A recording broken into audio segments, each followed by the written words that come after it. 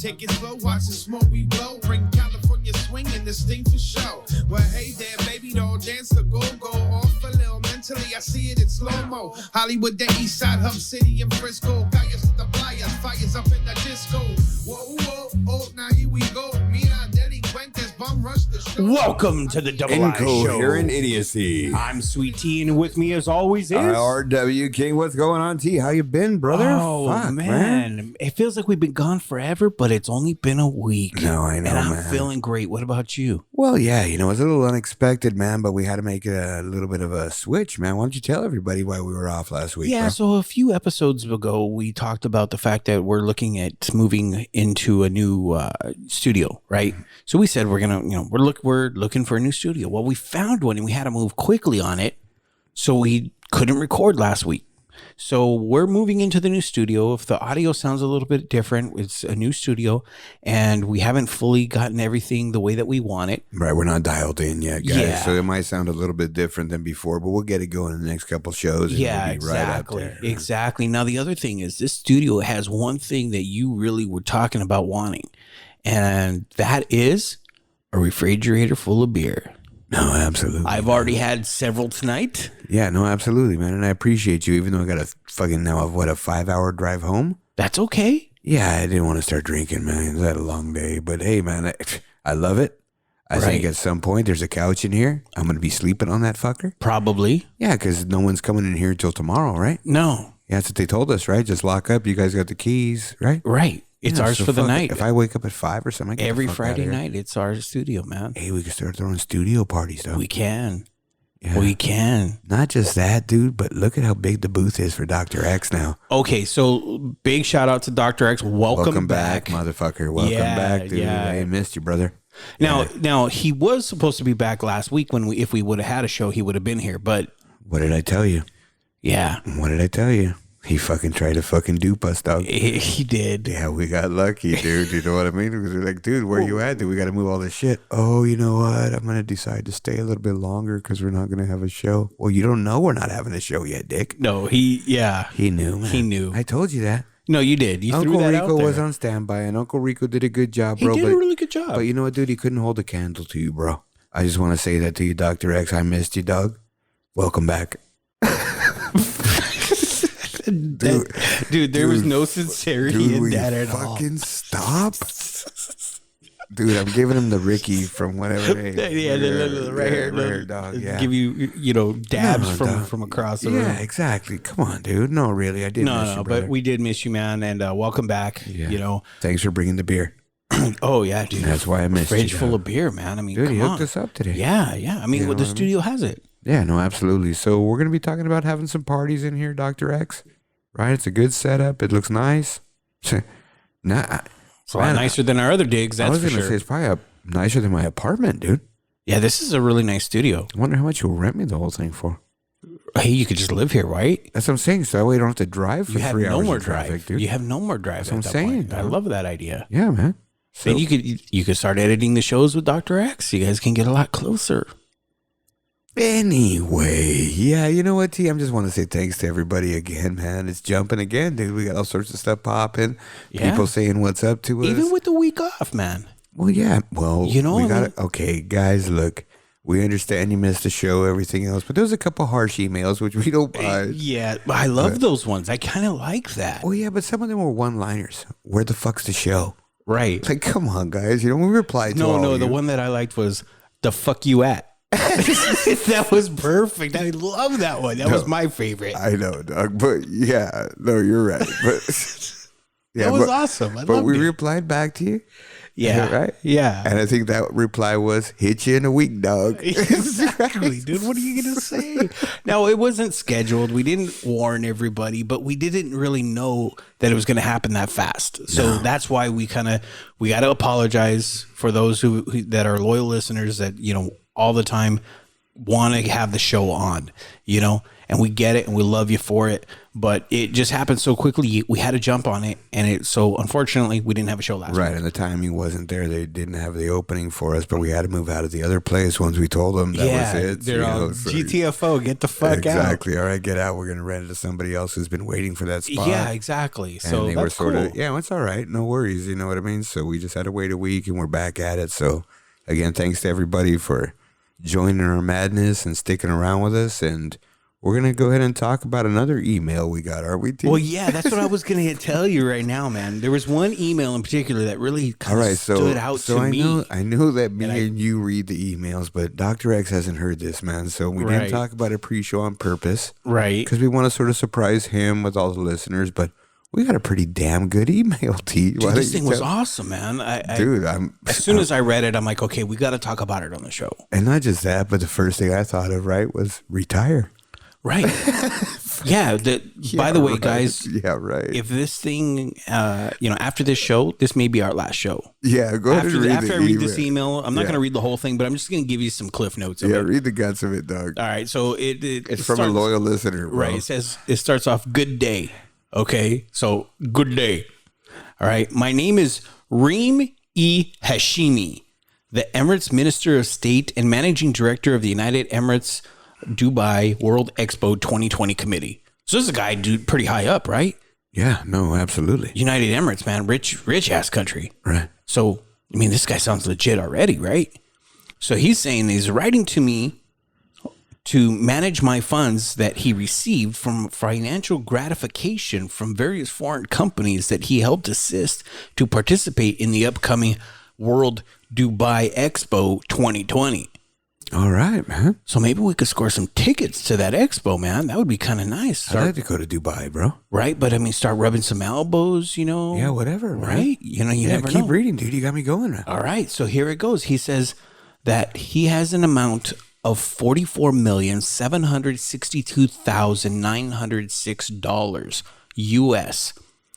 That has been a cumulative deposit that was given to him as an expression of appreciation from the various foreign companies whose applications received approval. So it sounds like a kickback to me. Right, but I just want to go back to expressiation. Yeah, sorry about that. Okay, bro, you're cut off, dude. Okay, I've had what? Okay, yeah, but I'm just saying expressiation. 3 or 4. So this guy's got 44 million in change, almost 45, and he wants us to help manage it. Yeah, so is that what he said? He's saying for this reason, an agreement has been reached with a consultation firm to channel the various financial gifts into an open beneficiary account with a financial institution where it will be possible to instruct transfer of right of ownership on the fund to a third party for investment purpose, which is the reason why I'm contacting you to receive and manage the fund as my investment partner. So we're going to be this dude's partner. Right. Fuck, what do we got to do? Sign us up. Right. And then I want to be his partner. He's got $44 million in contributions. Almost 45. And this is what well, not contributions. Those are kickbacks. Let's just call it what it is. He said they were gifts. Well, yeah, that's called a kickback. So he ends with, the details will be discussed on your indication of interest with the capacity to manage the fund in a good investment. Wishing you the best in the year with regards. Reem. Okay, well, what do we got to do? I mean, that's not one of those be back soon, bro. Look at this guy. Hey, look at Dr. X. Dude, he's asking like through the window, what do we got to do? I think we have to reply back and say, yes, we're interested. And that's it? And he's going to send us some money? Well, I'm sure he's going to ask for our bank account number. Does it say that? Not yet. But I mean, that's probably round 2. I mean, do we reply and then just kind of find out where it goes from there? Dude, that dude's got to be legit. It sounds legit. What do you think, Dr. X? He giving the thumbs up, dude. Yeah, but look at, he wrote on that paper, scam. It is. No, I know, dude. It but is. Fuck, who the fuck's going to call? And who's going to say, fuck yeah, I'm going to give this dude all my info. I trust him. Fuck, here's my routing number. Look at his first name, dog. Reem. You're going to ream your ass. Fuck, dog. Fuck. I mean, they're telling you right there. I'm going to ream your fucking hole, man. Oh, no, that's fucking stupid. That was an awesome email, though. Yeah, I know. And you know what? I know I glanced over it and I was just like, what the fuck is this? And I didn't even look at it. And then you called me up and told me what it was. And I was like, you're fucking kidding me. And I look at this thing like, fuck, really? But hey, man, maybe he's a listener, dog. Maybe. Right? Why don't we hit him back and say it with a link to the show or Patreon? Here, if you donate to our Patreon. Let me write like a page, dude. Like, we would like to thank you for your inquiry about us helping you manage your funds. But right now we are also trying to receive funds for another post-management project. And we would like for you to contribute as a person in the United Emirates Nation or whatever you are. Yeah. So please sign up for our $1 Patreon and we will send you to the United Arab Nation a t-shirt from the Double I Show. Sounds like a great reply. Let's see what he does. Oh, let's send See it. if he answers, dude. Yeah, dude. All right, Dr. X, you already heard what the verbiage is, man. So, we got to get on that. Okay, dude. What? He can't write that. I got to write it. I'm writing it down right now on my tablet so I don't forget it. I got to write a letter reply to Reem. Reply to Reem. Letter reply to Reem. All right, man. All right, man. And you got to reply, what up, Reem? Yeah. No, I'm going to be just like this guy, cordial salutations or whatever, what he said. Something stupid. But yeah, just to see what happens. It's a robot anyway, but sounds like fun though. But hey, man, thanks Let's again, fuck man. with them. Yeah, at least they're hung around for that story, man. Appreciate it, T. All right. That was a good story, man. Yeah. Fucking emailed, fucking had Dr. X over there with the boner for a while. Well, briefly. Yeah, but you know how he is. That's about all it lasts anyway. He doesn't want to deal with the Viagra stuff we were talking about, dude. I told him he needs it. Oh, it's like a windsock? So no, it's an empty sock. So it's just like a flap to keep the dust out of his butt. Fuck, dude. What did we title the show? Limp Noodle? Yeah, there you go, dude. Dog. He's got the limp noodle. You know what, man? But hey, another thing I want to talk about, T, and I just want to put it out there before we start. I have a couple listeners, and actually, someone who I appreciate, a good friend of mine, and he's a little bit different. So I really, didn't really want to turn him onto the show. He's a more, just a more, I guess, conservative type of guy. Yeah, a little straight-laced. Yeah, so I didn't want to really, offend him or anything. But I talk to him all the time, just about personal things and things like that. He's a great guy. Yeah. I really enjoy talking to him. I work with him, and I enjoy working with him. He always asks me about podcasts, and he's got a younger daughter. And the other day, a couple weeks ago, he's like, "Hey, what's this podcast? What's all this stuff on your podcast? I hear about your podcast." So I told him. I really didn't think he'd really something for him. Right. He started listening to us. And we had a little discussion, and he started talking about some of the topics we talk about. And something came up and sort of spun me a little bit where some guys really don't have an outlet to talk about these things, T. And I know we're not sponsored by anybody or anything, but, guys, if you have questions about your body or your health or things like that, it's important to talk to somebody. And like I said, we're not sponsored by anybody or anything, but there's that thing out there now, Roman. Oh, yeah. You know what I mean? You can chat to a doctor online. Yeah, you can. It's sort of anonymous almost. You don't have to deal with it. I mean, you got to log in. You got to create an account. But it's not like you're going to the office and have to talk to them. Right. Maybe it's a little easier that way. But, guys, if you're having any kind of problems down there, anything you're not sure about, maybe it has to do with existing medications you're on or something like that. You got to talk to somebody, man. And if your doctor's not giving you any good answers and sort of blowing you off and not really doing it for you, go see someone else. That's a great point. There's nothing wrong with that. And I we're never a really man thought show, about. I never really thought about it in the sense of, yeah, we are a man show, and we talk a lot of shit. We talk a lot about a lot of different things. But first and foremost, the whole reason why we started this thing was because we could talk about topics that affect men, right? And have an open and honest discussion about this, right? And it's just our point of view. It's not necessarily, we're not doctors. We're not, psychologists. We're not specialists, but we're just average guys giving an average point of view. Right. And sometimes I think we talk about things that guys want to talk about, but it just doesn't come up or it's one of those forbidden subjects. You know what I mean? We're not going to talk about it like the limp noodle. Yeah. Right. We were just talking about that. How many circles of friends do you have that would be acceptable to talk about? Not many. You know what I mean? Because it's not rare. Cool. And if you are having a discussion, it has to be a one-on-one with someone you really trust. That's a good point, man. You know what I mean? So guys, anything, man, just talk to somebody because you get anything early enough, you can fix it. Oh, yeah. It's when you don't take care of it, man. You just blow it off. Hey, And it you know gets what worse it is? and worse. It gets worse and worse. And then when you go get it fixed, it's unrepairable. Right. Dude, don't wait. If you feel something, talk to a doctor. If you don't like what that doctor says, see another one. See a specialist. Yeah. You know, guys, we have to take care of our health. Remember it. Guys, you know, the most important thing, too, is once you hit that 40 mark, get your prostate check, guys. I did. Yeah, no bullshit. I went No a little bullshit. bit past 40, though. No doubt. But, I mean, but still, right around there, guys, just start taking care of it. Right. You know, and get it checked. And you know do what? the stuff you're supposed to do. And I'm going to be honest with you. I didn't willingly do it. It was my lady that was pushing me to go. And she's smart for doing that. And no, she's absolutely smart for doing that. She's the one that pushed me to go. And, you know, I did find that there was some issues, you know, and I kind of knew that there was, but I was afraid to go, you know, and I'm a pretty open guy. I can talk to things to you about this type of stuff. I could talk to some of my friends, but most guys can't. And even then, I even struggled with going to the doctor about it. No, you're absolutely But right. it paid Everybody off. does. I caught it early, and it paid off. That's the point. It really did. So I'm glad you're bringing that up right now. I really am. Yeah, you know, and that's the thing, right? I mean, we want guys to listen to this show and get something out of it.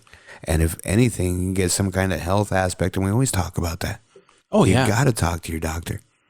You got to have a relationship with somebody who's in the health field, man. Right. You really do. You can't just keep rubbing dirt on it and say, I want to get better. You know, walk it off. You can't just walk it off. You can't just walk everything off. Take guys. a salt tablet. Yeah. What? You know what I mean? That shit don't work, Yeah, man. put some icy hot on it, dude. Right? What is it? The other way to my fat Greek wedding was put Windex on it. I never see that movie. The dad, that was his answer to everything. Put some Windex on it. Isn't that a chick movie? Yeah, it is. Yeah, and you watched it. Cool. All right, man. So let's just go ahead and switch gears right there, dude, and get into this fucking thing, right? I'm out at fucking Greek wedding. All right, how about that? Hey, I was in Greece. All right, That's where you got Went in married, Greece. dog. I was That's gonna where say, got boy, I married. thought you were squirting Windex on everybody, dog. I All did. right? So, but T, we're gonna switch it up a little bit, man, and we're gonna go back to our old format, man. So we got our hot topic going today, and Yeah. it's a little bit serious. We got a lot of different type of avenues we can talk about, but I think we're gonna start talking about some. And we're just gonna say it, man. Racism in America. It's a big button issue right now. Absolutely, man. So why don't you go and take off with this thing? Yeah, so there's a lot going on when it comes to racism, and there always has been. I'm not gonna lie, it's never gone away. Will it ever go away? Hopefully. I mean, you got to be optimistic, and yes, we want to. For most people, I think the average person really does. I mean, you got some people that are hate mongers that don't want it to go away, but those are the minorities, I think. And quite honestly, man, there's just too much going on right now. At least in the past couple of years, I think it's gotten worse. Well, or it's become more of a open issue. Or do you think it's just more of a media target? Remember, we talk about sometimes how they sort of control what we're. It always has what been. hot topics are. True. It's sort of. But it always has been one of those things, no matter what. The thing that gets me, T, and what seems to be happening more and what's coming out more, how it's more police and, I guess, peace officers and those type of, people or folks that are working in those industries. That's what's coming out right now. And that's what concerns me, because I'm thinking, okay, is this media driven because they're handpicking these things all over the country and they're just blasting them out there like they're happening every day? And that's sort of like I told you, sometimes they manipulate that. Right. And I believe that they do that for some reasons. But, I mean, there's just so many of these things going on, Now, right? But listen to this, though, right? I get what you're saying. But if the story wasn't there to begin with, they wouldn't be able to do it.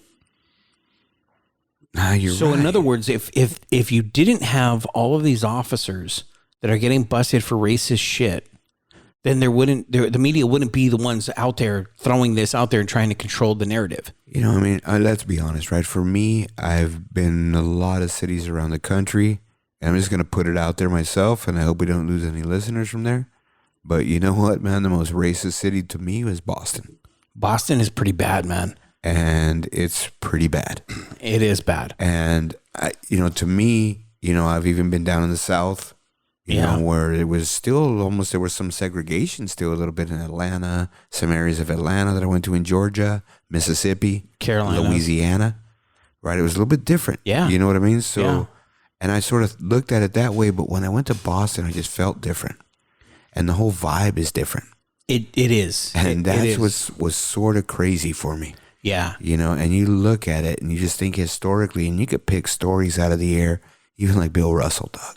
Yeah. You're talking about this guy, one of the greatest basketball players of all time, won 11 championships for these guys. He was black. Mm-hmm. So when they retired his number, they did it in an empty arena.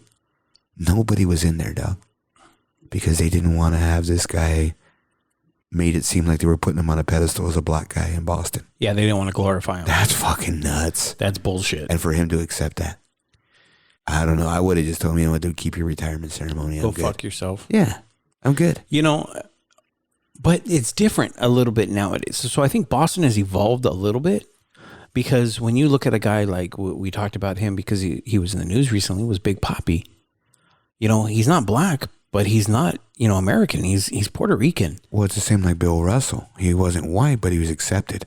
Right. The organization is the one who didn't want to put him out there. Right. But Big Papi's beloved. And you're right. But that's, again, because he's a sports athlete. He's that kind of public figure there. That's true. That is very true. It's tough to do that. Exactly. No, that's very true. Now, here's the thing, okay? And this is what's getting me the most. And I think you and I talked about this in the pre-show. The biggest thing that gets me lately is all these cops that are getting busted for this stuff. And it's coming out of places that you would expect for it to come out of. You know, I don't think any of us have been surprised by any of this.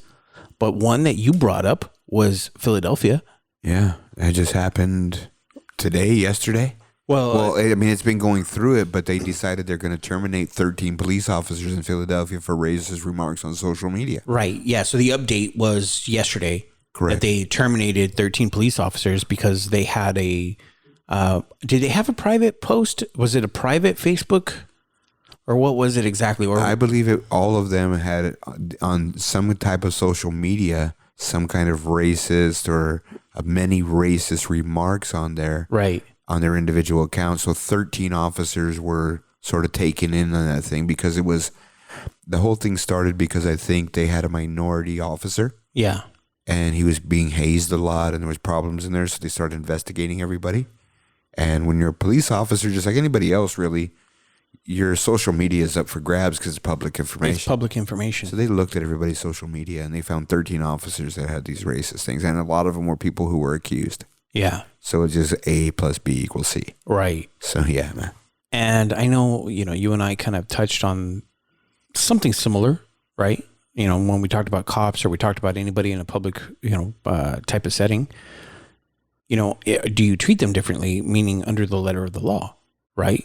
And how do you approach that? You know, is that, you know, constitutional, things like that, right? Well, think about that. These people, it's more of a heightened type of situation. These are sworn to protect and serve. And if they're acting like that and they're putting it out there for the public, I think it's our right to know as citizens. But don't you think too that maybe that part is, I guess, I was going to say environment driven, but I'm thinking more like demographically driven, right? Of what type of majority of police officer you're going to get. If you're not I'm just going to throw it out there, you know, and we're going to get into this in a bit too, but say like a predominantly all white Midwest town. What kind of applicants are you going to get for your police force? Pretty much all white if you're majority white. Right. Right. So there may be something there to that. Right. In a city like Los Angeles, there's as many Latino officers as there is white officers, as there is black officers. Yeah. As there is Asian officers. Yeah, there's a lot of Asian officers too. Well, LA is kind of a melting pot. And this is what I was going to get at a little bit later, but we might as well open up this kind of shit now. Bring it. They're all prejudiced. They all are. Okay? And same with me. You know, there are some people and thing, and you know this, T, because we grew up in a predominantly Mexican neighborhood. We don't trust certain races of people. Right. And that was sort of like instilled to us. You know, and I'm much better than I was when I was younger. Well, it's something obviously, that's you know learned. what I mean? It's not something that, like, okay, But you know, some you and I people joke don't around. get past that. Right, I understand. You know what I mean? that. And they sort of, it reverts back to what they were taught. But And that's my point, is it's not just white people being prejudiced to black people. Black people may be prejudiced to white people. Okay. I may be prejudiced to black people, or I may be prejudiced to white people or Asian people. You know, well, no, I like Asian. Yeah, but here's... I'm just saying. Right. You know what I mean? But so I know we joke around a lot and we use the terms like, oh, you just weren't raised right. You know? You and I do that all the time, joking around. But let's face it. I mean, you and I are brothers in actual life, right? We had the same mother. We were raised by our mother. Our mother didn't raise us and say racist and racial type of things. We didn't learn that from the environment of our parenting, you know. So the parents, you know, in our household didn't teach us that. We weren't taught that. We were taught by the outside society and environment that we were in. That's where we learned that from. correct. You know. So I'm just trying to clarify that. And you're right. You know, somebody could be racist against certain things. What bothers me is when people say the term reverse racism. And Yeah, you hear racism is racism. Exactly. There's no fucking reverse racism. You hear it on the news all the Does time. that mean that racism is only white to black? Yes, exactly. And that's not how it is. That and that's why isn't when how I it hear is. reverse racism, because a black person may be racist or prejudiced against a white person or somebody from another group, that's bullshit. Yeah, That pisses me off. It's like, okay, there's no such thing as reverse racism. If there was, that means you're not racist. You know what I mean? The opposite. It's like a reversal of racism. It's bullshit. I hate when I hear that term. I just have to throw it out there because it just bugs. You didn't say it, but I know a lot of people that do, and it bugs the shit out of me. No, I agree. You know, so No, that's why I said racism is racism. It doesn't is. fucking matter reverse or whatever else. Exactly. It doesn't matter which race is being prejudiced. It's racism. If you're prejudicing against another race of people in general, not even knowing the person, that's racism. That's racism. That bottom line. You know, and recently, you know, the Customs and Border Patrol agents, Same thing. they just got busted. Same Now, thing, I'm right? not even talking about the kids in cages and all that shit that's going on, because we already know, and that's with politics and everything, all that stuff is racist. That is embedded in straight out racism. Okay, so since you said the P word right now, let me throw this at you. How the fuck is things going in the United States when our fucking president is prejudiced and racist? It's even worse, man. That's my point. That's why I kind of, when I opened up, that's why I was saying it's more emboldened now. It's like the people that were kind of hidden underground that kind of kept it to themselves. I don't know, dude. If our president's doing shit like that, it just sets a bad signal. Well, let me finish my thought, right? Because they're more emboldened now. These people that were more underground, people that were, maybe didn't say it because they were afraid to say it. When you got a leader of a free country, the leader of the free world, really, he's more emboldened. And all these people are more emboldened now to just come out of the woodwork and just be them, you know, out in the open. That's a good point. You know, and that's what's pissing me off. But kind of getting back to my original point, you know, the Customs and Border Patrol agent, they just found 2 or 3 Facebook groups that were hidden groups with all these current Customs and Border Patrol agents and also former Border Patrol agents that are on there. And all it is racist bullshit posts. I mean, they're just pictures to, you know, video clips. Same It's thing. just Social horrible media is just shit. fucking these people up, and they don't think it's public information. They don't think they could ever get caught. That shit lives forever. Not just that, it's just stupidity. If It you have a is job like that. stupidity. You're just waiting to get caught. You're telling everybody, I want to lose my job. But why? What is it about that type of job? Why would you take that type of job if you're racist? Is it because you're going to get your jollies off at putting people down that you don't like? No, I don't think it's that, T, but I what think would it's bring just, you to that? I think it's more just the law of averages. This is what we face in our society, in our cities, nationally, statewide, that we have an average amount of people that are prejudiced and practice some form of racism or believe in some form of racism. And I think it's just the law of averages, T. Because we did make the comment, right? I mean, and again, you know, we got to go there, man. It isn't just, to me, racism isn't white to black. It's anybody who's racist, any specific race who's racist against another race without even knowing those people. Right. Just because of their race. Right. So if you have all these groups, and we just said, sheriff department here, LAPD, it's a melting pot. It's not predominantly white. Some of these city forces, they handpick their guys. Yeah, the smaller cities. They're You're predominantly white for a reason that they want that or whatever else, right? Yeah. And that's a little bit different. And to me, I think that's where that would probably be more prevalent. But I think that there's still just those law of averages in the sheriff's department, the LAPD, these big organizations. When you get a couple of these guys together and they sort of feel empowered and they're so stupid anyway, it just goes sideways on them. Now, I think we're talking about LAPD in the current form. But you and I are old enough to remember the old LAPD, and what caused the Rodney King riots, what led to a lot of that stuff.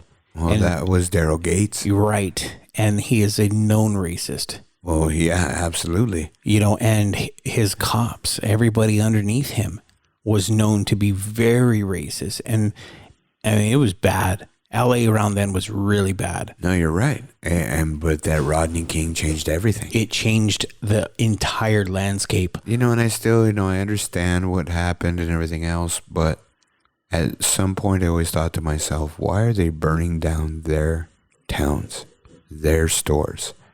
And I understand the frustration of the people, everything else, but all it did was hurt them.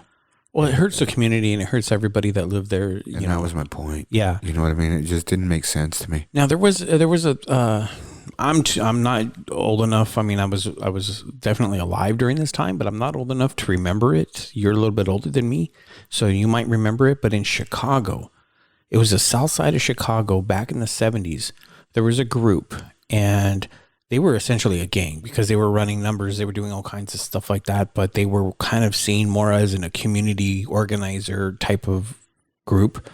And there was some riots in the city of Chicago, and northern Chicago was burning down. But the leader of this gang in the south side, he had the whole city in the south side locked down. Nobody rioted. The city was like normal. And he made sure that nobody got out of line because everybody was afraid of this gang. Yeah, no, I don't remember any of because that. he goes, why would we burn down our own city?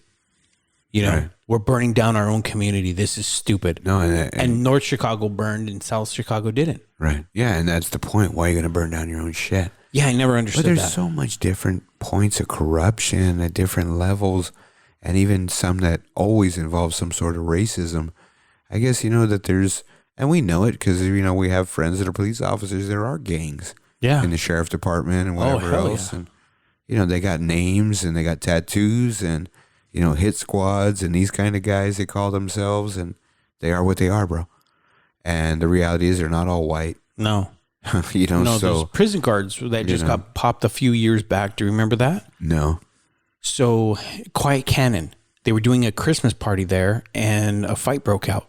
And that became public knowledge. All of a sudden, the news jumps on it. They start digging into this group of sheriff department members, and turns out that these are prison guards. Because you have to be a prison guard before you become a sheriff, right? Before you get out into the public. And they found out that they actually had a prison guard gang, and then they started digging in, and all these violations that were reported by inmates. And this thing went crazy, and that's pretty much what got the sheriff Lee Baca thrown out. He went to prison for that. Yeah, no, I mean, I don't, again, I don't remember that story exactly. I'm probably sure I heard it. Yeah, I'm sure you have. But I mean, getting back to the racism part in America, and we're sticking on the PD part and what's going on in the police forces, but what about in general society, T? I still believe what I said. LA is a melting pot. But I will even say and let's just throw it out there. There's Asian people that are prejudiced to any other race. Yeah. You go into Chinatown, they look at you like you just shouldn't belong there. Right. There's a lot of that. I've experienced that. So even that, reverse racism, whatever you want to call it, Don't right? even fucking start with that shit. But what I'm saying is that it's all over the place. It is. And our society's not breaking down those walls anymore. We're more putting them up. And I understand a lot of it is sort of, I guess, maybe fear-driven. You don't want outsiders doing anything because you always only hear bad things about outsiders, right? Right. So you're sort of protecting yourself. You just don't want to deal with it. And, single them out, whatever the situation is. But fuck, dude, what's going on with our society? It's not just white to black. It's black to white. It's black to Asian, Asian to black, Asian to Mexican. It's everywhere, man. And it's just spreading. And it's a sickness almost. It is, but I genuinely believe, and I believe this, I mean, wholeheartedly, that overall, the people in this country, they're not prejudiced. They're not racist. Overall, I do believe in humanity, and not just America, but I mean globally. Okay, I do believe that people are good, but we don't hear about that. We hear about, you know, like you said, the media controlling the narrative. So we just hear about the bullshit out there. We hear about all this fucked up shit. But I think the majority of the people, they're kind of, the society nowadays, they're rising up more. Okay. When they did that, it wasn't even the Klan, but it was some kind of like neo-Nazi thing that happened in Charlotte, North Carolina, where the woman got ran over and killed. Right. Right. I remember that. That was against, you know, racism. And there was more anti-racism protesters by far than there was for, you know, the protesters that were the racist ones. You know, so I really genuinely believe that the majority of the people in this country and worldwide are starting to, especially the younger generation, are not like that. You know, they're seeing that and they know what not to be. You know, and they're educated more, you know, the anti-bullying and all that stuff. These are the outliers. These are the people on the fringe, right? That are taught this and don't even know why they feel the way they feel. You know, how many times have you met somebody that's racist and they can't even tell you why they feel that way? No, it's because they were taught that way. Right. And they don't even know it. They have no idea. But I completely disagree with that, D. I think, in my opinion, that the number could be scary of the number of people in the United States that are racist or prejudiced. And you're just breaking down the definition here. And I'm not talking about an active, prejudiced, racist person. I'm talking about somebody who has even any type of hesitation or regard to a certain race. And it's like we said, it's almost at an epidemic, not at a point of fear, not at a point of whatever else, but you know what, there's caution there. And to me, any level of that exhibits some kind of racism, because you're always on alert because of that person's race, not who they are. Right. And that's my whole point, is it's not at a point where it's something where they're going to come out and demonstrate or do something like that. There are those, but those I think are few and far between. But I think the ones who just have reservations can still be considered racist. Because why do you have a reservation if everyone's equal? Okay, so... And I'm saying that specifically to certain races. Right. And I'm going to go back and use these terms because I just don't want to pound out white versus black, right? But in Asian communities, it's very hard for them to accept anybody from the outside. Because we lived around Asian communities, D. Yeah. So you know that. And that's one of the things. They're completely prejudiced. They're not bad people. No. But they're exhibiting a form of prejudice. Yeah. And that's just an example for me. Okay. Even if it's at a smaller level, because I think that's at even a little heightened level. Now think of it the other way, right? I mean, just how many people automatically, when Trump came in and said, you know, and he's saying what he's saying, and he's going to bring America back, the white man back, all this shit, right? How many people of color, and just say every color, sort of got a little defensive now of Mr. Whitey, right? Yeah, they did. And it's the reality, T. It's just society. And that was my point. So even if it's a smidgen, 1% or 2%, so many of us are racist and don't even realize. That would be everybody then. That's what I'm saying. By your definition, that would literally be everybody. And I believe that's what's going on in this country. And that is some form of racism. That's my point. Now, I mean, it's not active to a point where you're demonstrating, but if everyone's equal, there should be no hesitation. But even because of what happened in our politics in our country, I think it raised that number up. Because now, you know what? I mean, it's just the way it is, right? I mean, right or wrong? Do you think there would be a race war in the next few years? No, I don't think we're on the verge of anything like that. But I do think that within inner cities, within places like that, there are all those things that happen. But there always has been, though. Right. And I mean, I'm not even tension. talking like within gangs. I'm talking about within communities. Right. You know what I mean? And there's a lot of communities that have always had tension. I'm not talking gangs either. No, I'm just talking straight up just tension. No, you're right. And, you know, a lot of them are even like, there's a huge number of this out there and a huge number of these tensions out there. And it's about race. Because the reality is this is not their people. It's not their area. Don't come over here. Leave us alone to ours. Right. And that's what a lot of it is. It's trying to establish what's theirs and what isn't. And that's what's crazy because everything is everybody's. And what you just kind of illustrated is self-segregation. Right. We've talked about that before. That's self-segregation. Because they want to protect themselves among their own. Right. And that's their thinking. Who are they victimized by the most? Themselves. Right. Their own. Their own. Yes. You know. I agree with that too. So looking at the racism in America, I think it's at an epidemic proportion. And yeah, you're right. And I truly believe that what I just said is the definition of racism. Because I think people look at it more as a heightened level. Somebody who's active in it. Yeah. Who doesn't have a problem coming out and saying who they don't like. That's all good and well, but that's like the top 10 percenters. 20 percenters. After that, there's everyone else who, like you said, there might be 50 or 60% who really don't come out and say nothing, but inside they got that hesitation. Whether you say it or you don't say it. Hesitation is different than a feeling. Hesitation against a race, not knowing the person, T. I've said that numerous times today. That's what I'm referring to. I know, but that's racism. That's really, really broad stroke. It's not. So what's the difference? I mean, you have a reservation, hesitation, whatever synonym you want to use. You have a prejudice to that race. I'm trying to stay off using the same word every time. No, I got you. Prejudice. Just use the term prejudice. You have a prejudice against that race without knowing that person. That's racism, T. That's racism. There's nothing else you could say.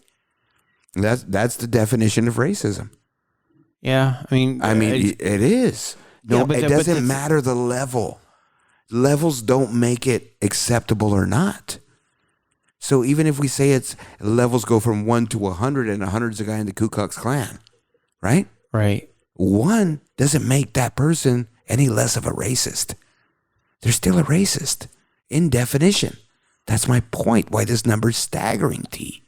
Yeah, but I would say that's way too broad. I mean, the scope is way too broad. There is levels, and I do believe that there is levels because you can have a hesitation. Of course, we just said it. There's 1 to 100 levels. Right, but I mean, you can have a hesitation. Hold on, you can have a hesitation, right? You can be walking on. I'm only going to use the term prejudice now. Okay, that's my definition. So you can be walking across the street, and you see 2 members of a different race. It's late at night, and you may cross the street. Now, did you cross the street because of race, or did you cross the street because of safety just in general?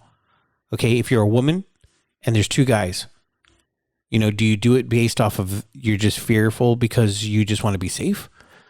That could be seen as racial because they could be of a different race. That's an action. I'm talking about somebody's thoughts. I understand that, but they have to. But it is an action that is driven by the thoughts. Okay. No, it could be a reaction.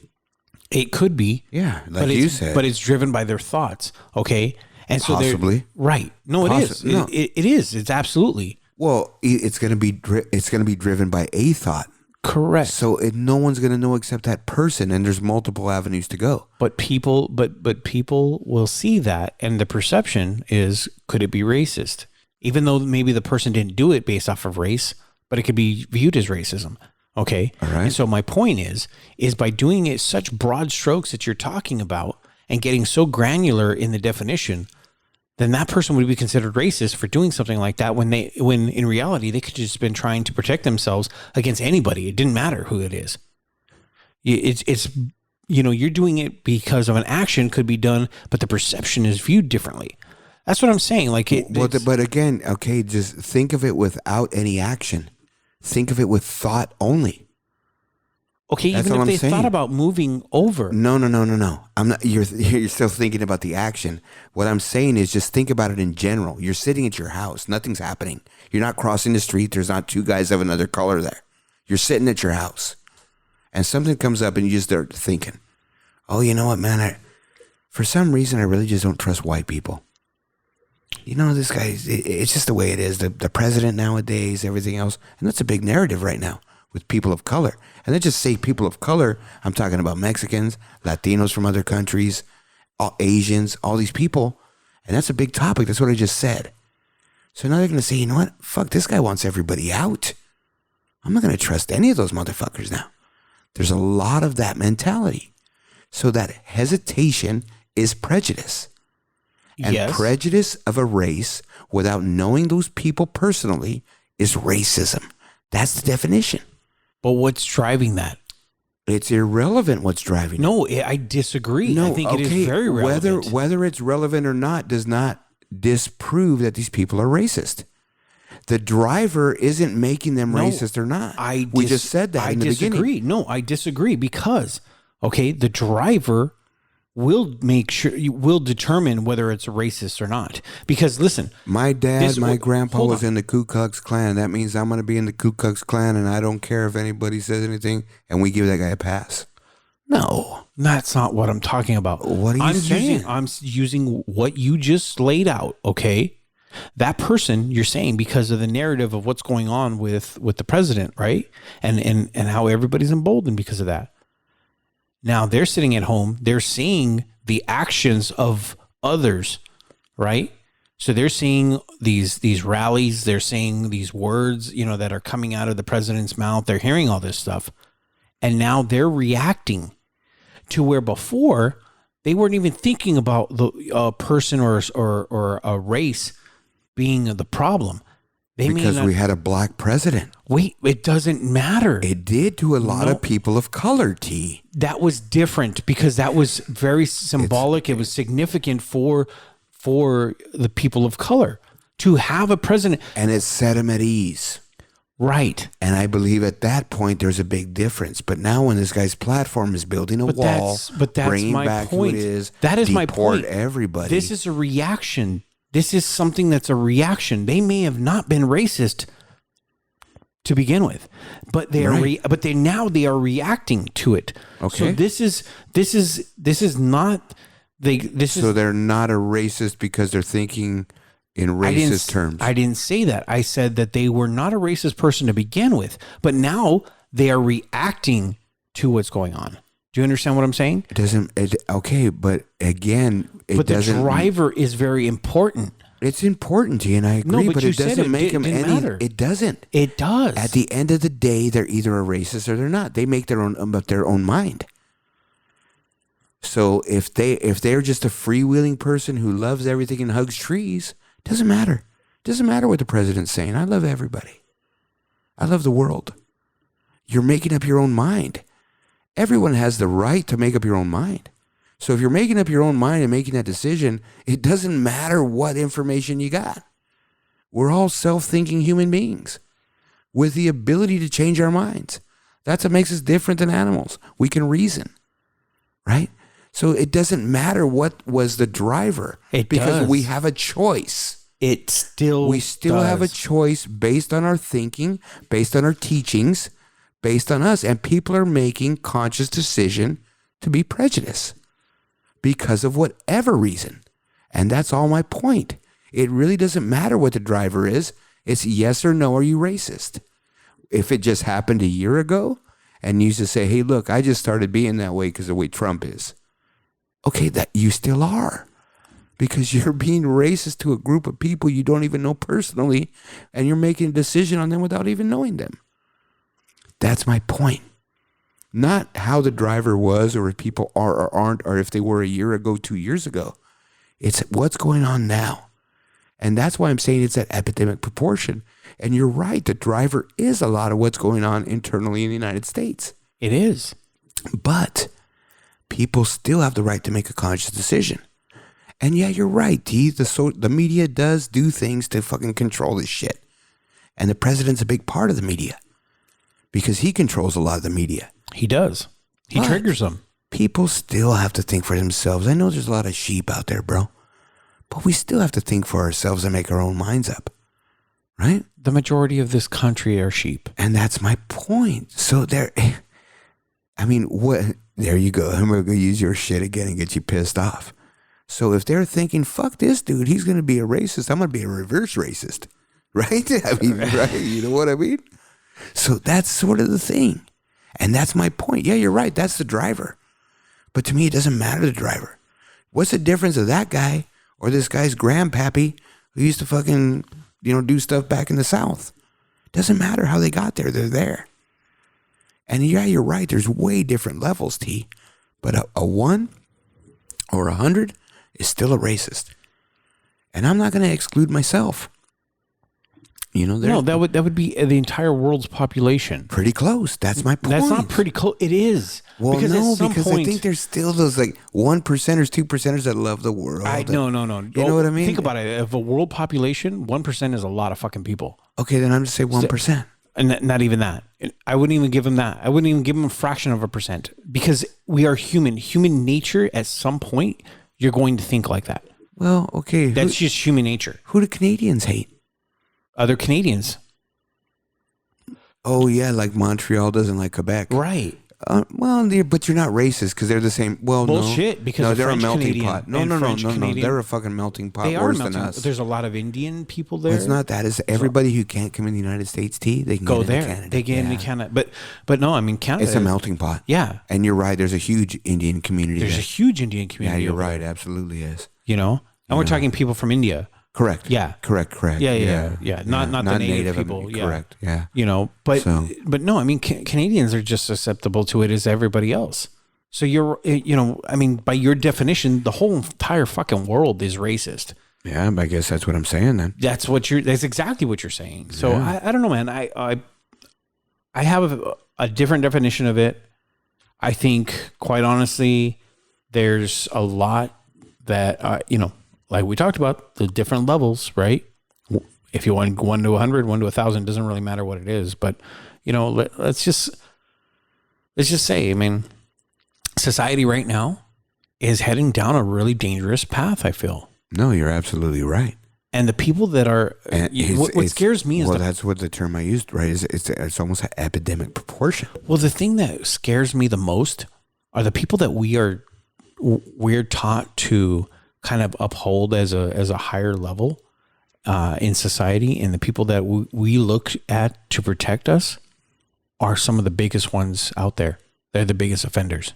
Oh, you're right, man. Those are our politicians, our elected officials, our firefighters, our police department. These are the people that we rely on every single day. And you're right. And they were our role models, and those are the people we aspire to be like. And then when it all shakes out, this is what comes out of it. Right. Yeah, it's tough, T. And that's a hard pill to swallow. No, you're absolutely right, man. And I think, I think that's a good spot to stop, T. We've been going for a while. It is a tough subject. It's tough, and I know we could go. But we got to move on, man. Yeah. We really do. We can keep going on this thing. We're probably going to revisit this. Oh, I know we will. Because I want to talk about that documentary, 16 Shots, at some point. Yeah. That was a little bit of racism, too, when they were talking about Chicago PD. Yeah. Chicago PD is like this good old boys club. Same type of thing. Well, a lot of the PDs are, but yeah. But that one was pretty bad. That was pretty bad. I want to talk about this some more, T. So let's bring this up in another couple episodes and maybe do a racism part 2, man. Let's try it. I mean, it can just keep going, man. It can keep going. We could talk about it forever. But hey, let's go ahead and get into the man's corner, man. Let's go ahead and do that and get into the man's corner. The man's corner, man. You haven't been there in a couple weeks, man. The what? Yeah, exactly. I like that. So, yeah, absolutely. So what we're trying to talk about today, man, is something you brought up. So I'm going to let you run with this a little bit because, I mean, in the beginning when we talked about it, T, I was sort of like, what the fuck are you going to talk about? But I guess it's something we got to talk about, man. So it's about gross things that guys do. Yeah, go ahead and take it, T. Okay, so I mean, everybody does gross things, right? And as guys, we do gross things more than women do, I think. Although there are the exceptions, there are some pretty gross ass women. Well, chicks don't have nuts. I got to scratch my nuts sometimes. Exactly. How many times have you scratched your nuts and smelled your hand? Come on, really. Think about it. Look at you. I got you speechless. So, I mean, just think about it that way. I mean, we do gross shit. Guys, we do gross shit. Just period. Pick your nose. eat it? How many times have you been in a car and you saw the dude next to you do that shit? Oh, fuck, dude. I saw a dude the other day on the freeway because it was trafficy right in the morning. Yeah. And I always try to pull up and, you know, sometimes, hey, I get like see a hot chick or something. Sometimes it's like, wow, they look so good from behind. You're like, woof. When you pull up to him, but this dude's there, right? And he's fucking digging in his ear, dude. And I'm like, man, does this guy got a flea in there or something?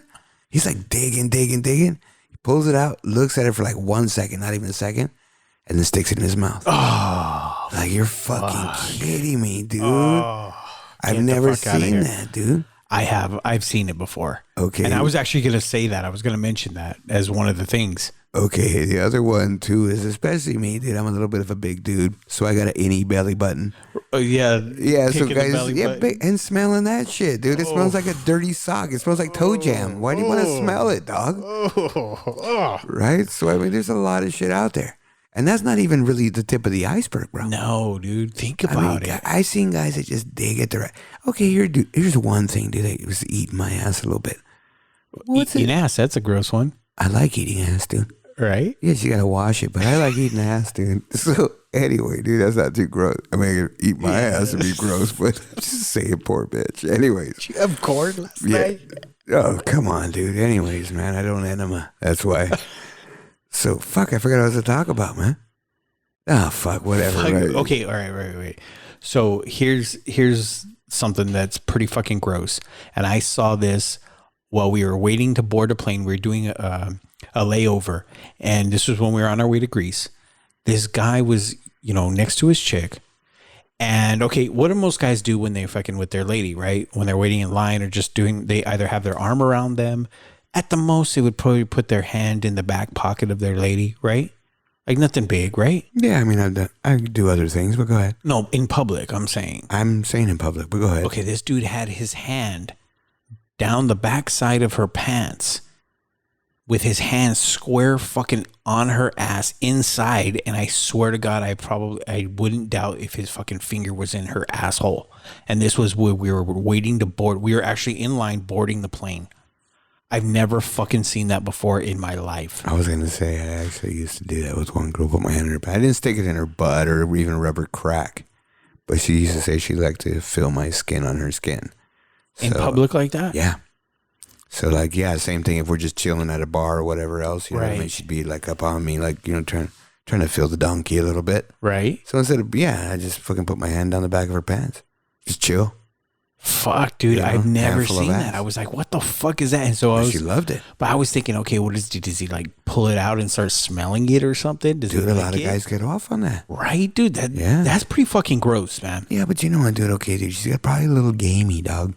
She had to go through, customs or whatever. We were in Germany, dude, so you know it's gamey. Oh, dude, it was super gamey, dude. She probably not even shaving that muffin. Right, we were in Munich. Oh, oof. Yeah, dude. So that's what I'm saying. Like, although that was kind of gross. Gotta say, T, I want to make this comment. When I was in Germany, T, I'm not a big white women fan. You know, I love Scarlett Jo. Right. Scarlett Jo's a shit. She's the exception to me. But two of the most beautiful women I ever saw in my life were in Germany, and they were just gorgeous. I'm just saying. My son fell in love with the women in Germany just at the airport. Yeah, dude. He's all, Dad, can we come back to Germany? Yeah. No, I'm with him. Yeah. I'm with him, dog. There's like, some beautiful women. There were some big-ass women, too, man. Oh, they're taller. Yeah. They're not short. No, they are not small. And I do like petite women. You like petite women. But these women were big women. Yeah. They're tall. They're not fat. They're not thick. They were just tall. Yeah. They're bigger women. They were big. Yeah, so, and that's good. Some were like fucking trees, dude. They were that tall. They could make a lot of babies, dog. We make a football team. Fuck, basketball, dude. Oh, yeah, basketball. Because they're pretty fucking tall, man. These women are tall. Some of them were bigger than me. I was like, fuck. Yeah, dude, but I had like a bad shoulders and stuff. It's probably going to be genetics. I don't want basketball players. Maybe baseball players. No, because then they're going to blow out their Tommy John. So what other gross shit do you think that guys do that you can think of? What about sexually? Okay. All right, there's weird dudes, man. Okay, as to you is sucking toes gross? Oh, yeah. I fucking hate... I'm anti-feet. I'm reverse feet. It can't be reverse feet, dick. All right? I'm reverse foot fetish. Okay, but to some guys, man, it's pretty fucking... gets them pretty off. Yeah, it does. That's pretty gross, too. Why? Dude, those are your feet, man. They take the worst brunt of your body all day long. Yeah, but you're not walking outside barefooted. There's a lot of people that do. My next door neighbor, dude. Okay, dude, but they're not going to work barefooted. So fuck you, dude. Okay, I'm just saying. I know a couple people that did. And there's ladies that wear sandals and their feet look a little bit leathery. Crusty. But yeah, Krusty the Clown and shit. But I'm just saying, dog. In general, most people. Okay, and I'm not going to. Okay, let's be honest, man. I'm not going to stick some hoof in my mouth. All right? If I'm with a hot chick and she's got a good looking foot, she's got some sexy toe polish going on, and I like a little stubby big toe. If that thing's going there and I'm fucking like just even looking at it and it's laid on the ground and that thing's popping up somewhere, I'm going to stuff it in my mouth, dude. Oh, I'm into it. Okay, wait. Hold on. Yeah. Hey, Dr. X, write this down, okay? For a future topic, we're going to sit there and we're going to talk about toe sucking and fetishes. Yeah, he likes it too. Okay, we're going to talk about that. So put that down as a topic to discuss later because we got to get more in depth into something like this. I think he digs it, dude. Look at him. He's getting a little pumped up back there. Yeah. Okay, just thinking about orally, right? Killing me, Smalls. Yeah, you keep saying that, dude, but you know what, dude? You're not. See, you're trying to be on fucking this guy's good side. Stop with that thing. Pick something new, bro. It's like the third time you've thrown it out. Come on, man. But okay, Yeah, I don't even know what that was. But anyways, man. So getting back to this, what about even orally? We just talked about eating ass. Right? Do you eat ass? No. Fuck, you're a boring motherfucker, dude. I'm just saying, dude. Come on, dude. When you're down there, okay, when you're in 69, bro. Right. And that's just, your lady's just working that thing. And you're in that fucking ready to spaz out mode. Right. Aren't you just licking the whole thing like Scooby-Doo? No. You're not just fucking going to town on that thing. Raggy. Yeah, just fucking doing whatever you can, dude. No. That's how it started for me, dude. And then I figured, fuck it, I'm going to go down to the leather Cheerio. Oh. Right? Oh. Hey, nowadays chicks are bleached in that thing, dude. Yeah, that's a big thing. Yeah, but you know what, dude? I'm okay, man. Turn the lights off, leather Cheerio. I'm good with it, man. With that? Yeah, whatever, man. As long as it's clean. And you know right away, dude, once you get down in that area. They're hairy? No, not hairy, dude, if it smells like shite. Oh, yeah. Because you can smell the remnants. You got to be freshly washed to not have no smell. Even if you took a shite a couple hours ago and wiped, it's smelling like shite down there. I got a question for you. Wait a minute. There's some guys that like that. What if you have a peanut allergy and she eat peanuts? You're going to get sick, dog. Right? Yeah. You're going to get fucked up. Well, then, okay, but that's a health issue and you can't eat ass because of a health concern. Right. I'm not allergic to peanuts, dog. Yeah, we know. But I'm going to say this too, dog. This is sort of why I don't really like anal sex. Because if anything comes out of there, I'm done. At that point, I am completely done, bro. You're flaccid? That's it. Yeah, it's it. That's it, dude. It doesn't get any more than that. Man. I'm out of here, honey. Let's go take a shower. Let's go to Denny's. You know what I mean? Whatever. Let's just get the fuck out of this house because it smells like shit. That's awful. Yeah, dude. I'm just not into it. So is that a gross male thing? A lot of guys like it. I would say so. But it's your definition of gross. And some other guy's definition of heaven. Exactly. Okay, the booger eater or the ear eater. Okay, that to us. Let's go a little bit. No. Weirder. Hold on. That's gross, but to them that's heaven. So I mean, this is okay. Wait. Okay, relative, time out. I'm gonna back up. Sexually, I could see that, but I don't know if there's a guy out there, even if you caught him, and he said, "Dude, I got you on video eating your bugs." All right, bro. I seen this big hanger that you pulled out of your fucking nose with a fucking snot rocket on it, and you stuffed it right in your mouth and were chewing it. Do you like doing that? No, dude, I just do it out of a habit. No. There was a show called My Strange Addiction or something like that. And they had shit like that on there. One lady loved to eat beds, like an actual fucking bed. She would rip open at the bed that she slept in and she would start taking the stuffing out and sit there and eat it.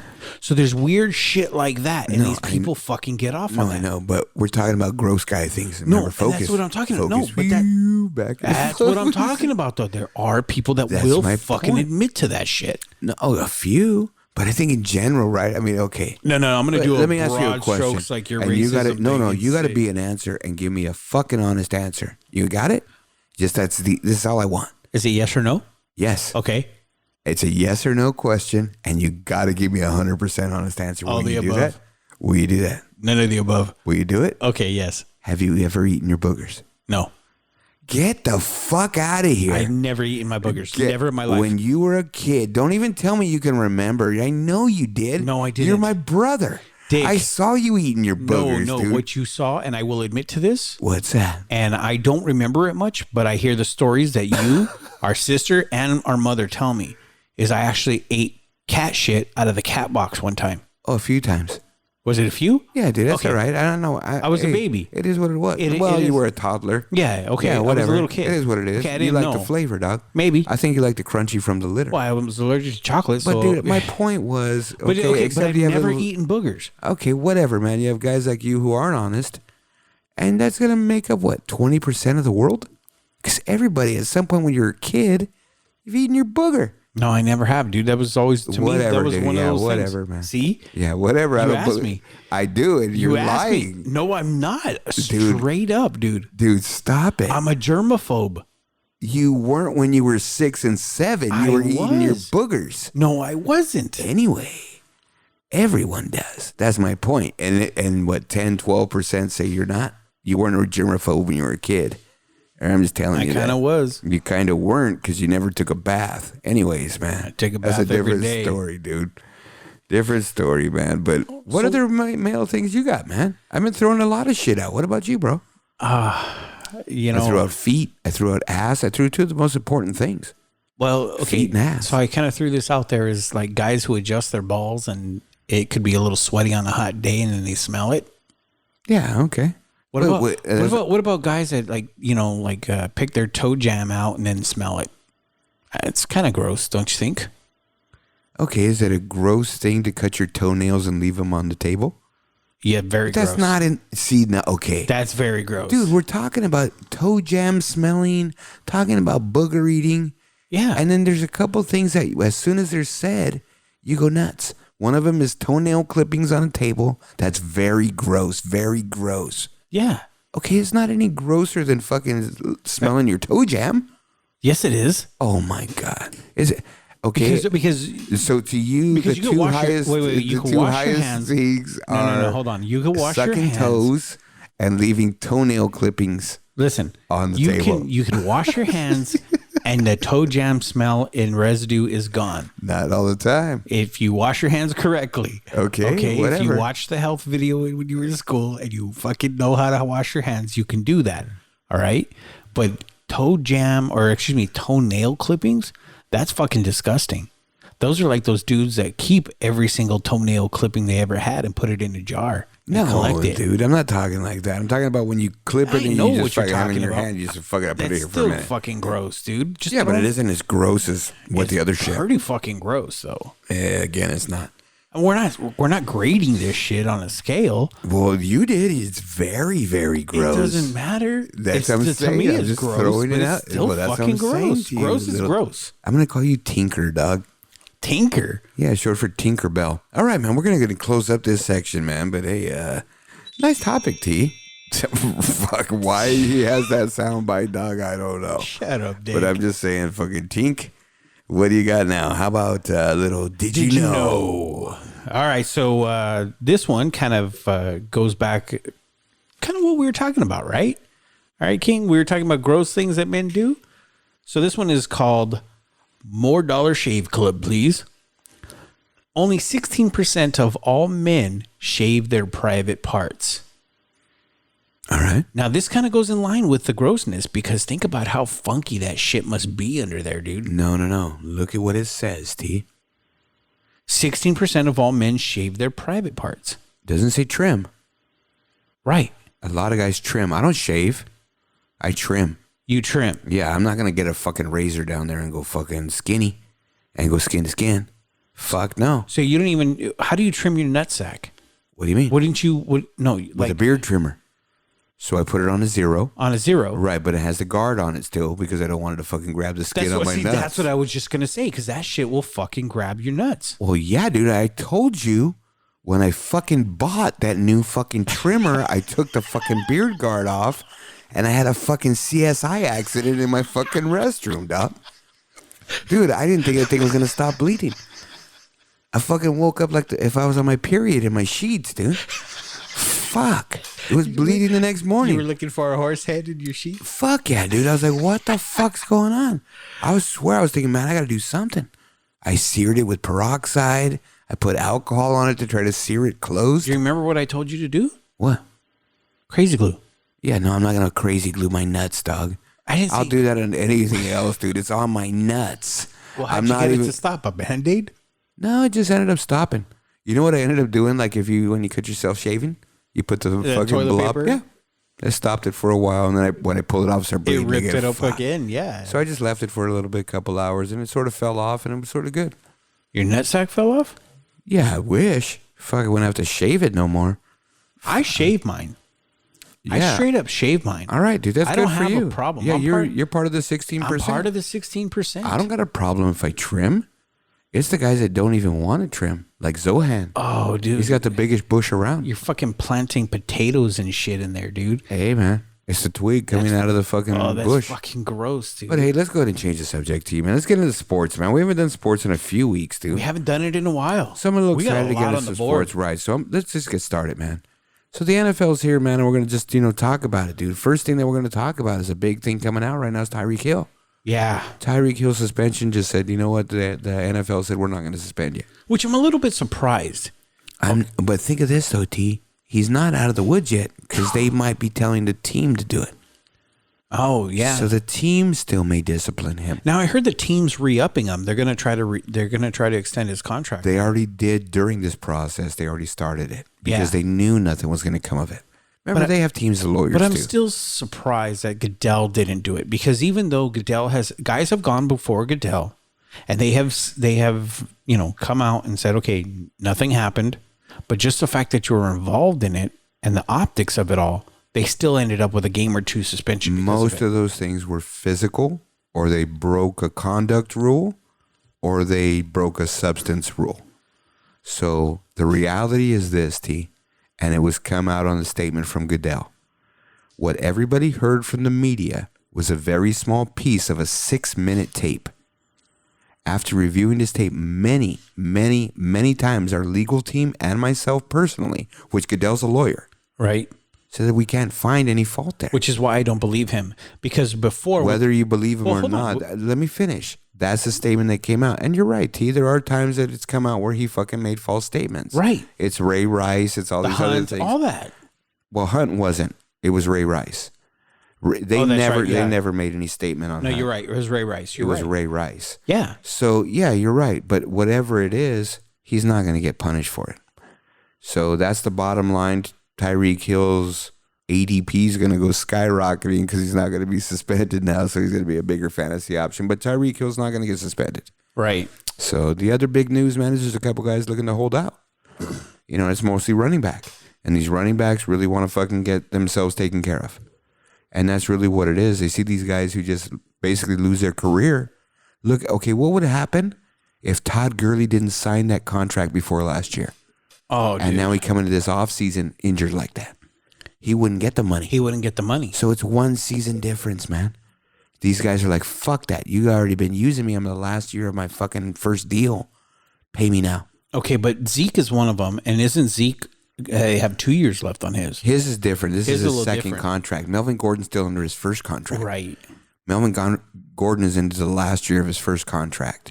So he is not getting paid. No. And he's a top 10 running back in the league every year by stats. Right. And they use the shit out of him. So yeah, man, he get paid. But the unfortunate part for him, San Diego's cheap.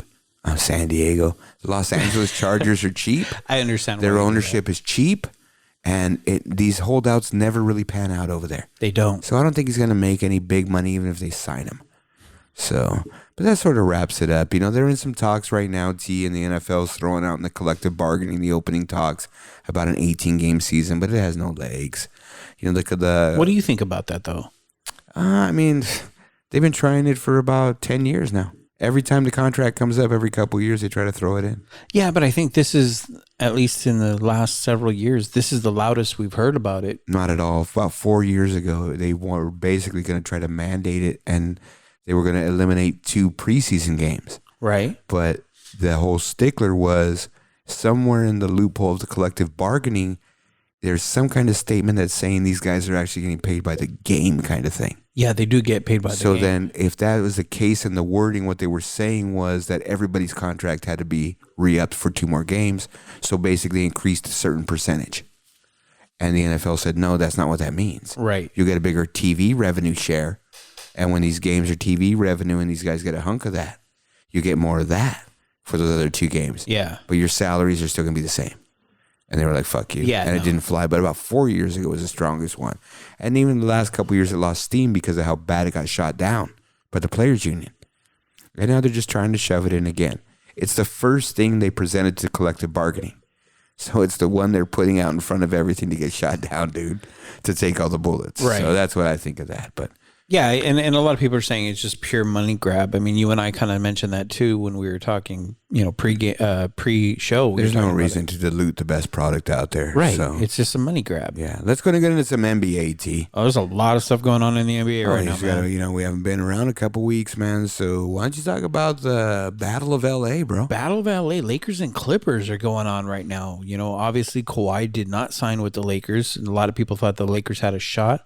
A lot of people said the Lakers really didn't have a shot. It was just one of those things where he felt obligated to give them a meeting, but never really considered them seriously. So now you got Kawhi with the Clippers. You got Paul George now got traded to the Clippers. He wanted out, and he's there now. And going up against AD and the Lakers and LeBron, man, that's a battle of LA. Clippers have always been little brother in LA, always. And now we're seeing that they can be contenders. But here's the big thing that you got to watch out for, and a lot of people are talking about. Kawhi only signed a 2-year deal, and Paul George only has 2 more years on his deal. So they can be gone. Or no, Paul George has 3 years, I think. 3 years left on his deal. So no, he has 2 years left. Is it 2? They both restructured brand new contracts. They didn't carry Paul George's contract. They're completely new contracts. So but they're not doing it so that they have outs. They're doing it because after those 2 years, both those guys are in the league 10 years. They will get the Supermax. They'll get Supermax. So they're not even going to do an option. It's a 2 years and I'm a free agent. If you're going to sign me, you're going to pay me Supermax money. Right. That's why they both did it. They're both in the league the same time. But they could potentially both bail too. No, they're going to, and whatever. I think the Clippers had to do it, so they had to do it no matter what. What do you mean? They had to do it. Well, obviously the Clippers wanted a longer term deal for them. He would never allow it because of the Supermax money. I understand that. Yeah, you're going to lose so they had double to the money. That's what I'm saying. The Clippers had to do it. Whoever signed him had to do it. Right. It didn't matter. Right. That's part of him. That's part of taking him. But he signed with the Clippers. That's why I'm saying the Clippers. Right, but it doesn't matter, T, because if you think about what's going on with the big free agents now, like Kevin Durant, they're all signing 1+1s. Right. LeBron signs a 1+2. But Durant, it's their options. But Durant did 4 years over there. No, he did a 1+1. Then he opted in. And he did another 1+1. He opted in and did another 1+1. He never did 4-year contract. No. His new contract over there in New Jersey, it's a 4-year deal. It's a 2-year with 2-year option. He signed for 4 years. Yeah, because what they want to do is protect themselves at their tiers. Okay. Because the way their collective bargaining is. 4. Yeah. Yeah, you're right. But they don't say the way the structure is. Right. Because they're giving these guys outs. So he's gonna have a chance to opt out. Brooklyn's not gonna let him opt out.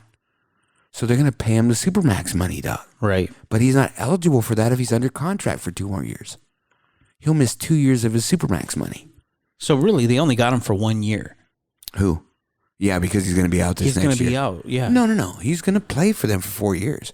He's saying in principle, if you pay me, I'm going to play here. Right. For 4 years. For 4 years. Yeah, but if you start dicking me around in year 3 and don't pay me the money I want, like Kawhi, it's the same thing. He has to do that. He can't even do an option. All right, so what do you think? Battle of LA.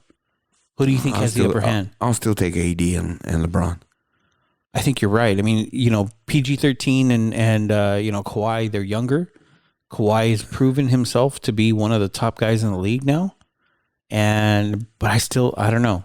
I like AD. They got Boogie Cousins there now. And Boogie and AD over there, they did great in the Pelicans. You know, but it's like I told you. They were a great tandem. They had to fill in the roster, and you need a guy like Boogie who could make things happen because they really don't have anybody else other than Kuzma. So they needed something to come somewhere else, but they got some good players, T. They do. They got Avery Bradley. He's going to be a stud defensive player. Yeah. He got lost over in Memphis for a couple years. He did. But you know what? If that guy's healthy, he's going to be the lockdown guard. You got Rondo back. You got a couple guys that can make some noise. It's decent. It's so a I think decent they can roster. make a run. Yeah. But you know what happened in all that shit, T? Is because, you know, we really didn't frame it for you, but everybody knows how it went down. Kawhi went to all these teams, said, don't say shit. Right. I want Paul George to play with me. So even Toronto was trying to trade for Paul George, but they wanted to throw in Russell Westbrook with him to get Siakam. And they said, we don't want to give up Siakam. We want to give you picks and other people, and you give us Paul George.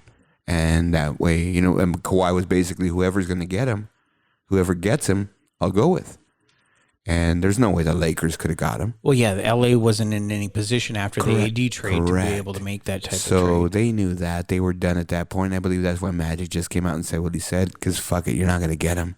Right. This guy's being stupid over here. We can't meet that. But the Clippers pulled it off. Jerry West. There you go. Jerry West, the logo. And the reality is he pulled that off, but it sort of left a ripple effect. Yeah. Because Paul George signed a 5-year contract last year, and now he demanded to be traded. So now it made the whole team in rebuild mode. Yeah. So now Russell Westbrook said, I want the fuck out. Houston, like you said, and you were right, T. Chris Paul and Harden couldn't get along, so Westbrook got shipped to Houston. Chris Paul went to Oklahoma City, and their thought was we're going to try to pick up a couple more assets for him and dump his contract. But guess what? That's what we said. No one else will take the contract. No one else is taking it. So they stalled all the talks and said, fuck it, we're going to deal with it this year. Chris Paul is going to waste away in OKC with a whole bunch of D-League players. Yep. That's pathetic, dog. That's horrible. That is pathetic, dog. Now, let me ask you this then. You kind of touched on it a little bit, the Westbrook trade. What do you think about that and him going to Houston and being with the Rockets and teaming up with Harden? I think it's a better situation than Chris Paul because Chris Paul was much older. But I still think there's so many other players away, T. To me, their biggest loss was a couple years ago or last year where they didn't have Trevor Ariza. Yeah. They need guys like that. They need a guy like that who's going to make 90% of his threes in the playoffs. Right. A guy who's just going to stick on defense, who's going to fucking play his ass off every game. Yeah. He might not be the most talented guy out there, but he's going to give it fucking every effort. They need those guys, and they don't have them. They don't. And they don't have enough of them to make a difference. The other thing they don't have is they don't have enough ball to go around. One of these guys has to defer. Yeah. These guys are both ISO ball players. These guys are both alpha. Okay? So now somebody's got to become, a beta. And which one is it going to be? Is it going to be Westbrook or is it going to be, Harden? No, I think that Westbrook even demonstrated last year that he sort of almost took a back seat to Paul George. Well, he's capable of it. And he knows this isn't his team. He's hooking up to Harden, and that's what CP3 didn't do. So if Westbrook doesn't do it, he's going to be gone too, bro. Well, I think, I don't know. I think it's going to be a disaster. I think this is definitely a recipe for disaster. Well, it could be. It could be a good thing if they both pull their heads out of their ass. That's a big if. Well, they played together before, so we'll see what happens. Yeah. But hey, let's get some MLB in there, man. Oh, so the home run derby. No, dude. Before we start, dude, we got to do this right, T. All right, what do you want to do? Well, we're going to fucking give a moment of silence for the Angel pitcher that passed away, bro. All right. Okay, Tyler Skaggs passed away. He did. Regardless of who it was, on what team, and that team is not our team. You're right. This guy, he was a young guy. They went to his hotel room and they discovered him dead. Yeah. And it was a very emotional scene. The team dedicated a game to him, threw a no-hitter, a combined no-hitter. His best friend was a reliever on the team, started the game, pitched 2 innings. Starter came in, finished it off with a no-hitter. At the end of the game, everybody wore the number 45, which was his number. Mike Trout hit a 454-foot home run. At the end of the game, everybody went to the pitcher's mound and put their jerseys on top of the pitcher's mound. Sort of touched me, man. Yeah, it was very touching. And for some reason, Angels, they always have some bad luck with. Yeah, they do. They really do. Some bad juju, but you know what? Hey, our thoughts go out to their family. Yeah. Thoughts go out to the team. You know, it's tough to overcome something like this in the middle of the season. It is. So, you know what? Our thoughts and prayers are to everyone related to Tyler Skaggs, and we're going to go and do a moment of silence for him now. All right, man. So, yeah, let's go ahead and get into the All-Star game. You know, they had the bullshit All-Star game. It was the MLB again, but the home run derby was pretty fucking good, huh? Yeah, it was, man. You were on the phone with me going nuts. Well, fuck, dude. Their way their format is now, it's, you know, it changed a little bit. It used to be by pitches. Now it goes by time. You know what I mean? You can hit as many as you want in that time. And you have your own pitchers. And the battle came in the semifinals, dude, between Jock Peterson and... That was really the highlight. Yeah, and Pedro was not Pedro. Who's that guy? Vladimir Guerrero's kid. Vladimir Guerrero Jr. Dude, that was just awesome. Those guys hit like 60 home runs in that fucking that. And by the time 30 they and finished 30 it, or 29 and 29, something like that. that was the first round. And then Yeah. all of a sudden, Death did it again. Right. These guys hit like 50 home runs each in that last final thing. That was crazy. And at the end of it, fucking this guy Guerrero, he's just worn out, dude. Vlad Guerrero Jr. just wore out by the time he got to the finals, and the fucking monkey from the Mets won. Yeah. With 21 or something. This guy was hitting 29, 30 in the first round. Yeah. No problem. It's crazy. Yeah, dude. So it was pretty good. I mean, it was decent to me. It's got to be the best home run derby ever. Oh, You know yeah, what I for mean? By sure. all That's time. why we had to bring it up. I mean, Yeah. that was just one of the most entertaining home run derbies I've ever So seen. I don't even know who won the All-Star game, bro. I could give a shit. So American Dodgers League won. again. Yeah. Yeah, so, you know, Dodgers still rolling, T. Oh, You know, they're not stopping, man. nonstop, man. Although, man, one of my favorite players, Chris Taylor, broke his arm, dude. He's on the IL right now. He's on the IL right Yeah, but now. he'll come back before the end of the season. They said he's only about 6 weeks, so he's still good. I like him. He's a good utility guy. Yeah. So, and what you want to talk about the last story, T? The Angels pitcher and manager suspended for the retaliation pitch when the guy got mowed over at home. Okay, so you just started saying it. All right. So the guy got mauled over at home, and it was against the Astros. And this was a couple weeks ago, right? Maybe a week and a half ago. And if you saw it, it was pretty nasty. You know, he got hammered and he was laid out. And you could tell the Astro guy, he was just trying to play hard. And that's why I don't understand, or I don't like that rule now. I know they're trying to protect the catcher, but I don't like that rule. I love that collision at home plate. I love guys trying to play hard, you know, because let's face it, baseball is a soft sport now, right? It's super soft. Anyway, the guy gets knocked out. The guy from the Astros feels really, really bad. You could tell, you could see it. And next thing now, you know, their new series, they're facing themselves again. And the Angels pitcher throws the ball straight at the head and automatically gets thrown out. They knew that he was going after him. The manager comes out, and they're saying that the manager is the one that called for it.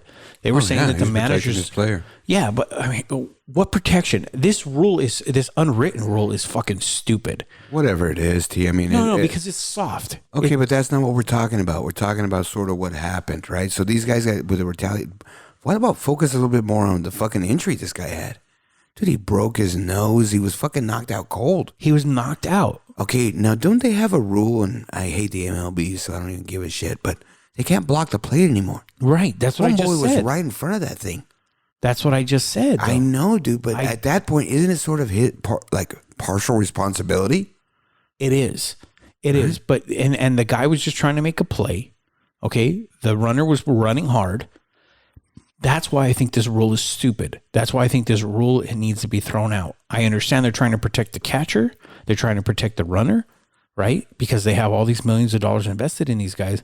But you know what? A play is a play. No, that's Let not them play it, dude. hard. And the It reality was was Baumgartner. It was back with a giant, not Baumgartner. What's the dude from the Giants? No, it's Posey. Posey. But it was Buster because Posey. the guys go out of their way to take him out. And especially if that's your best player behind the plate. Fucking guys coming around third, take out Posey, bro. You know what I mean? Put him on first. Then put him on first. You know what I mean? No, If you can't play the position, dude. No, stop. What happened was a clean play. Yes. Right? But not all of them are. And that's why they changed that rule. So it's not that they changed it because of clean plays and to protect the guys. There were a lot of dirty plays at home. Okay, so then make a rule like they do in the NFL on the hits. Whatever it is, T, they got to change it. Whatever, who cares? What happened was the guy got plunked. Big fucking deal. Get plunked again. But here's it's fucking baseball. Right. That's they're my fucking, point. They're dummies anyway. They're This is the most soft. stupid, idiotic fucking game. But Plunk them. Who gives a shit? Why the fuck are they doing? Plunk them, clear the benches, and have a real fight. And that's what happened. The Good. bench is clear, but nothing but happened. It's just a bunch of pushing and it guys always holding is. each other. It always is. You know what I mean? There's Hey, man, don't 100 go at guys them. on the field, and 1 or 2 guys are throwing punches. And it's bullshit. It's what I'm saying. It's dog. total fucking bullshit. That's what I'm saying, man. And this whole, like I said, this unwritten rule, right, where you got to go after the other guy and throw at his head. Whatever it is. That pisses me off because you're throwing at some dude's head. But listen to what you're saying. And You're a giving pitcher can- substance to the MLB. Fuck them. Forget Come about that. on. NFL's coming, dog. I'm done with the MLB. It's not here yet. 2 weeks. Okay. Training camp opens in 2 weeks. I'm not even There's a watching lot the of MLB games. right now. There's a lot of games in 2 weeks. A lot of games of what? MLB. Yeah, whatever. Watch them all you want, bro. You're on it. You got it. You better start doing your mock drafts. But hey, we're going to go ahead and close up with that, too. You know, that's it for our show today, man. And we just want to thank everybody for sticking around. You better get on those mock drafts, T. I'll try. You know, but hey, guess what, guys? Yeah. Don't forget, you got to pub the special. Well, I was just going to, and he Okay. just fingered me right now, bro. Ooh. Same with Dr. X. Look, he's sticking his finger out at me. Don't be fucking doing that, dude. I Don't didn't point miss your that. finger. Don't finger me, boy. Don't eyeball me, Don't boy. eyeball me, boy. So what happened is we recorded before this show a little bit of a fantasy football edition for you. And it's only part 1 of 3. We might even do a part 4. Ooh. But yeah. Dude, you got so much substance. You could probably do 10. I mean, seriously. Bro, I mean, this thing just, it hurt me, dude, and I couldn't stop. And we almost went 2 hours deep. We got to cut that thing up a little bit. I don't want to lose anybody in there. There's some good stuff in there. There's a lot of good stuff in there. But man, dude, I mean, and I got so much. We didn't even really rank players. We only ranked my top 15. That's it. You know, but I gave you all my busts, my breakouts, my rookie of the Comeback years. You know what I player. mean? Rookies you asked me about. I all threw that these in things. there, and you didn't even want to talk about that. I had to get some because I'm Well, writing this stuff down, man. I gotta get I ready, understand, T, but fuck, I was already at $150 or something. dude. It doesn't matter. I needed to know. Well, yeah, just ask me off air. No, man, because everybody's got to know. Here's the bad thing, the bro. whole point You of want me this to is tell you help what people, happens here? No, okay, time out. Let's be real. right? I'm tired of helping people, T. Because you know what? I'm going to make an example. My boss last year. Hey, guy, you think you could help me with fantasy football? What do you like? I know you're really into it. Look, man, I'm going to tell you about a couple running backs. He's got to take them early. You're going to have monster years, bro. The one you got to take, especially because we're in a PPR league, boss. I'm not going to take him. Christian McCaffrey. Really? He's too small. It's a PPR league.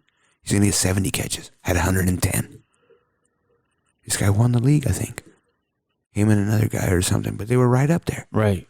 He drafted all the guys I told him about. Okay. So now I'm putting it out there for all these guys to listen to. I'm in a lot of leagues with a lot of guys that listen to our show. So I'm thinking, man, I'm going to have to throw some fucking curveballs. Work smarter, not harder. It doesn't even make sense there, T. Anyways, we're going to close up, man. But yeah, we got our fantasy football edition is going to drop the day after our show drops on Tuesday, T. So it'll be out on Wednesday. Yep. The next week, same thing. Our show will drop on Tuesday. Fantasy football part 2 will drop on Wednesday. A little bonus stuff for everybody. Right? So I think that's about it, man. We just want to say thanks to everybody for sticking around again. Yep. Thanks to our lady listeners again. I like all the ladies. Yeah. You Come know, I on, really am, Playboy. dude. I'm just Come saying. on, Playboy. You know, it's just a good thing. It's a good feeling. It is. It's a good feeling that, you know, even though we're a man show, there's women that get some substance out of it. Yeah, exactly. I appreciate it, man. That's a lot of nuts! Yeah, I know, bro. He's excited, dude. He's back. He's back, man. Yeah, no. I got it. Did he need to do something, or why did he get our attention? We're right now? wrapping up, man. So let's just ignore He's just him. getting it all out of the way right Yeah, now. Like yeah. one last shot. Yeah, exactly. All right, man. So you got anything else, T? No, I just want to say, thank you everybody, and it feels good to be back, and I'm looking forward to the rest of this fantasy edition too. I'm learning a lot, so I'm writing a lot of stuff down. Absolutely, man. So let's just go on and get on out of here, man. We got rolling a little bit, man. We're gonna go ahead and close on out. I am RW King. He is Sweet Tea. for Incoherent Idiocy. We are Out. From California. Checking in from the left coast where we take sound that combines sunshine with rhyme, move 'em around. Take it slow, watch the smoke we blow. Bring California swing in the this thing for show. Well, hey there, baby doll, dance the go-go. Off a little mentally, I see it in slow-mo. Hollywood, the east side, Hub City, and Frisco. Calles at the playas, fires up in the disco. Whoa, whoa, oh, now here we go. Mira, delincuentes, bum rush the show. Aquí in Cali, with trees so sweet, and these habits is feeling Ari on this work.